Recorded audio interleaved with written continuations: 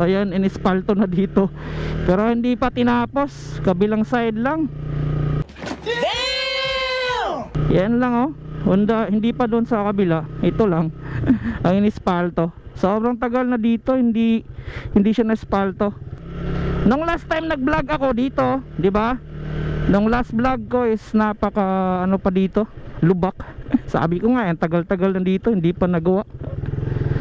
Ang tagal-tagal ng malubak dyan, hindi pa naayos. Then after 1 week, ayun, tinabaho na, natrabaho na. Iba talaga pag malapit ng eleksyon, no? So shoutout tayo diri sa J&J Barbershop kay chairman ng RINA. Yan po ang makikita nyo dito, no? Update po tayo dito sa may ilalim po ng Mega Flyover. Yan po ang G-Mall of Tagum, isa sa pinakamalaking mall ng Tagum. Shoutout kay brother naka-Raider. Simulat sa pool, Raider talaga yung pinangarap ko na motor. Yung motor ko ay 13 years na sa akin, no? Ginagamit ko araw-araw. Shoutout sa mga naka-Raider, especially din sa Suzuki Philippines, no? So yan po mga puto-tak-tak, no, mga amigo. So tag 5 pesos lang.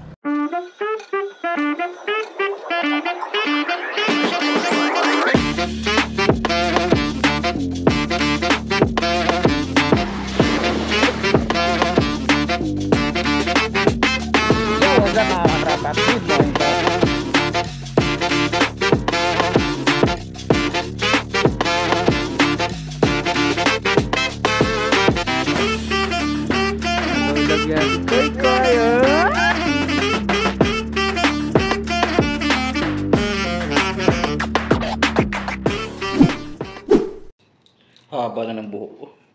So kailangan ko na magpagupit. So what's up mga amigo, mga biga, magpapagupit muna ako. Kasi sobrang haba na ng buhok ko. Pero kita nyo. So kailangan ko lang talaga magpagupit. Tsaka medyo igang na. O sobrang init na ng pakiramdam ko pag mahaba yung aking buhok. So tara, pagupit tayo.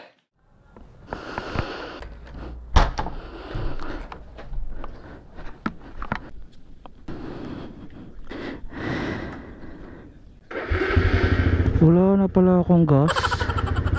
Yun, GG. So ayan, sa mapagpalang hapon sa inyong lahat dyan mga amigo.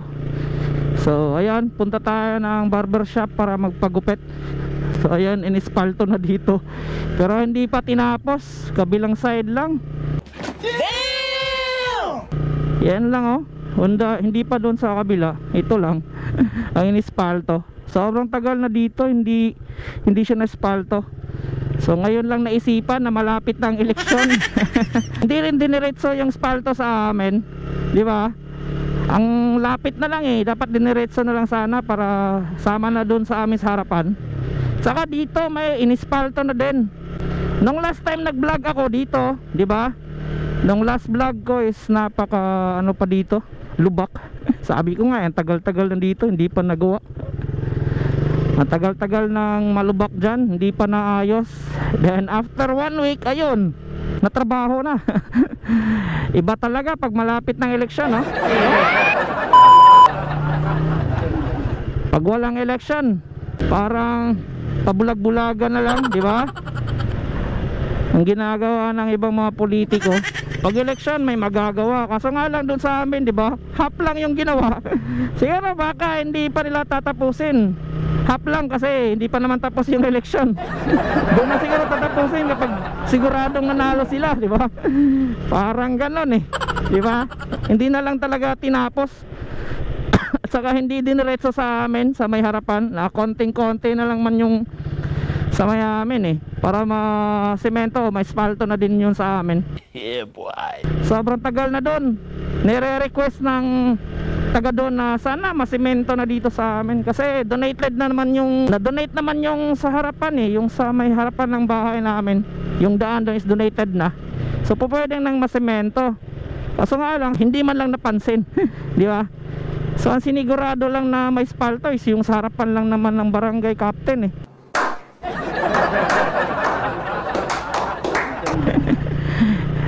Shoutout sa aming barangay captain dito, di ba? Sana mapansin yung mga ganyang bagay. Hindi porket merong malapit na ang eleksyon, dyan pa magtatrabaho. So ayan, sarado si kuya. Yung pinapagupitan ko doon kay kuya Paguntupan Barber. So sinsirado, doon tayo sa kabila. Tingnan natin kung open, no? So dito tayo sa Mangga, nagpapagupit mga amigo, mga amiga. So once again, shoutout sa iyong tanan. Ewan ko lang kung bukas si nanay. Ayan, bukas nga. So buti na lang bukas. So dito na lang tayo kay J&J Barbershop na magpapagupit. So wala na akong gas. So pagupit muna ako. Siguro. So shoutout tayo diri sa J&J Barbershop kay chairman ng Rina na barbershop, no? Dito pagupit. Ayan, masaga kong buhok.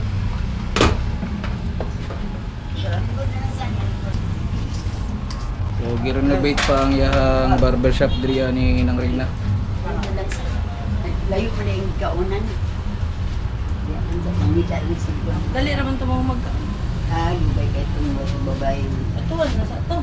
May kaso pa kakaon.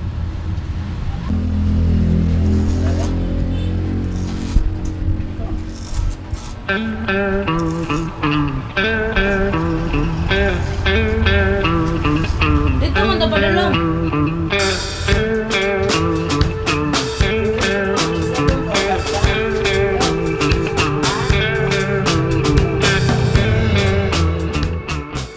Boss, tapos na ako magpagupit mga amigo. So, yan na buhok ko. Nice. Hindi ko alam kung okay ba. Basta sa akin is medyo manipis na at hindi na siya mahaba. Okay na yun sa akin. Para hindi na masyadong yung igang gani. So, hindi na siya ganun kahaba. Saka maaliwalas na. Diba? Hello everyone, isang mapagpalang hapon po sa lahat. Nandito po tayo sa Gas Island, no? Nagpagas po tayo. Ayan po ang kanilang gas price sa ngayon dito sa Gas Island. Ayan, nagpagas muna tayo, no? Bago tayo didiretso sa may bilihan ng Puto Taktak. So ngayon, diretso na tayo para alas 3 na pasado. So let's go, doon tayo sa Puto Taktak mga amigo, mga amiga.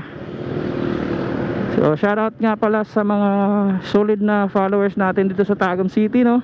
Dito tayo sa downtown sa Tagum City. So yan, parang hindi naman uulan sa araw na ito. Maliwalas naman yung araw. So mic check kung klaro ba ang aking boses. Paki-comment down below kung okay na ba ang boses ko. Kung klaro nyo na ba. So yung mic ko nasa harapan ko na nilagay kasi nasa gilid siya dati. And now, ayun, nilipat ko sa harapan para siguro mas klaro yung boses ko. So ayan, no, lumang. Ito nga pala yung Suzuki GSX S150 na lumang version na kung saan ay katulad po siya ng motor ni Slow Rider, ang ating kaibigan na taga Manila. Rider, no? So shoutout sa ating kaibigan na si Slow Rider. So paki-visit sa kanyang YouTube channel mga amigo, mga amiga na. So subscribe nyo din po siya. Tsaka panoorin nyo kanya mga motovlogging content. So siya po yung nagbigay sa akin ng GoPro Hero 8. So ayun, meron na tayong magagamit na GoPro Hero 8. Kaso nga lang wala pa talaga akong mic. Kasi medyo may kamahalan din yung mic, no, na mga GoPros. So ganyan po ang motor ni Slow Rider. So ayan, dito po tayo sa ilalim ng flyover dadaan para may pakita ko sa inyo ang update dito. So dyan sa gitna, yung hindi pa na semento, sa tingin ko lalagyan pa yan ng parang island, pero hindi pa rin siya natatapos hanggang ngayon. Naiwan pa rin siyang nakatiwangwang na ganyan lang.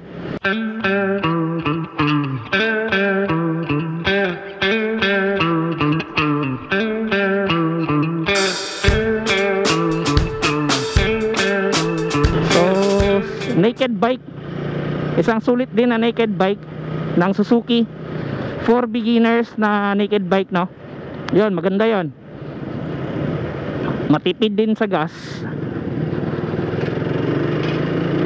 So yan po ang makikita nyo dito, no? Update po tayo dito sa may ilalim po ng mega flyover. Ayan, meron ng mga solar, no?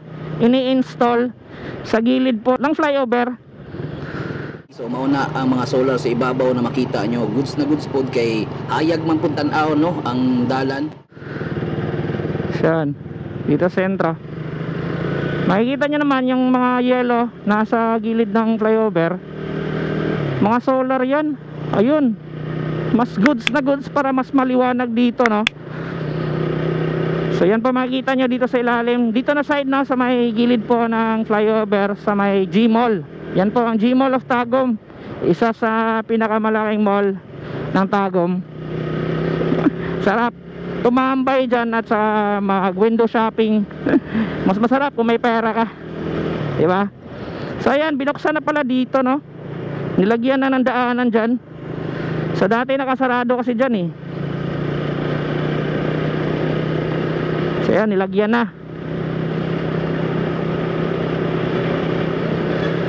So shoutout nga pala sa mga subscribers natin sa YouTube channel ko, no? Salamat sa patuloy na suporta kahit na demonetize pa tayo. Sige lang, I'm sure makakabalik din ako sa monetization. So pasensya na kung medyo parang bulol ako magsalita. Mas bulol ako magsalita ngayon. Kasi nga naka-marpel ako. May sira akong ngipin na sa harapan, saka pinamarpel ko. So talagang kapag nagkaedad ka na, hindi mo na alagaan yung ngipin mo, talaga matatanggal. So, para hindi pangit, kasi huminang na yung sa gilid, sa harapan ng ngipin ko eh. So tumagilid na dahil nga sa walang ngipin yung sa katabi. Ayun, pinalagyan ko ng marpel. At least okay na, hindi na masyadong masihinang o yung tatagilid pa. So ito po yung St. Mary's College dito sa amin. So dito tayo liliko, mga amigo. Same sa dating vlog ko din, kung napanood nyo yung mga nakaraan ko mga vlog. So yan, today is Sunday, no? Happy Sunday po sa lahat. Isa mapagpalang araw po ngayon.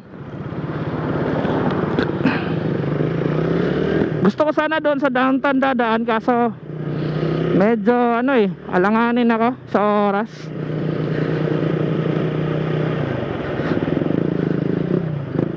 So shoutout kay brother naka-raider. Simulat sa pool, raider talaga yung pinangarap ko na motor noong nagtatrabaho pa ako sa LYR. Kaya yon, bago ako nag-resign ng LYR, kailangan makakuha ako ng raider. Ayan, ito yung isa sa remembrance ko sa pagtatrabaho sa LYR. So yung motor ko ay 13 years na sa akin, no? Ginagamit ko araw-araw bilang service ko. So hindi naman ako bumabiyahe ng malayuan sa ngayon. Ayan, at least sa 13 years gumagana pa ng kondisyon, tumatakbo pa naman ng maayos.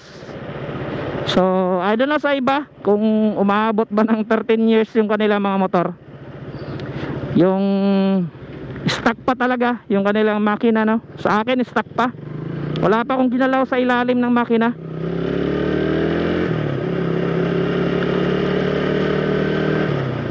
So shoutout sa mga naka-raider,